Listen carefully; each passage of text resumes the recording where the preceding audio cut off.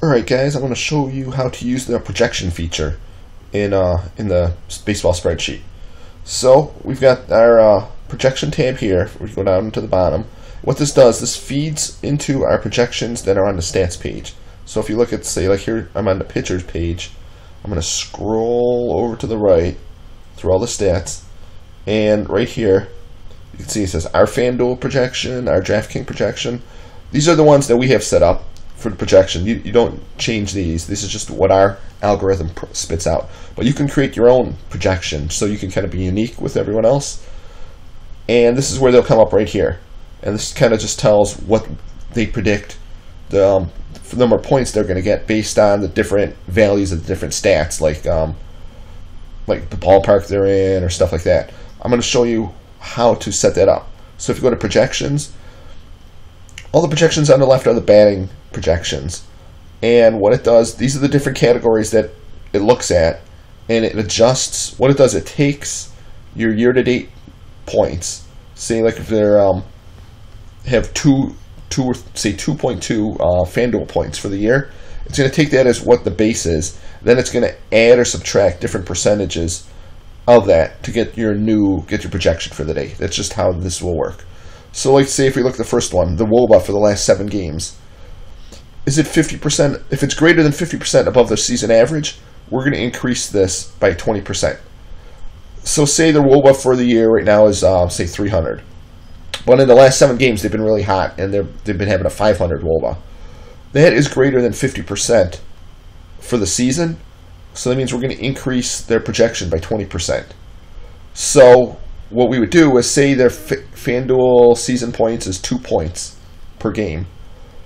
Tack on 20%. 20% of 2 points is 0.4 points. So all of a sudden their projection for the today's game becomes 2.4.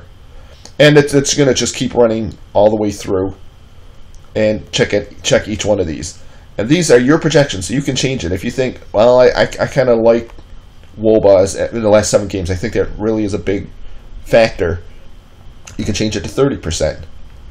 And if it's only 25% above, maybe you can change this to 15%. And say someone's really bad in the last 7 games, they just haven't been hot, haven't been hitting the ball, we can reduce their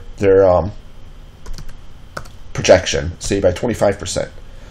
So that's kind of how these projections work, and we just go through them one by one. Let's see, like here they're what your OPS is, the on-base percentage plus the slugging percentage, at home or away. So that just means if they're playing at home, the home OPS is coming up. If they're playing away, their away OPS is coming up.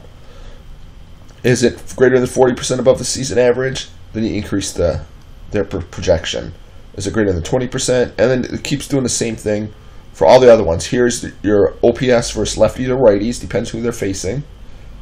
I mean, if you consider that a big factor, it's going to increase by, here I got 22%. You can make it 25 if you're into that.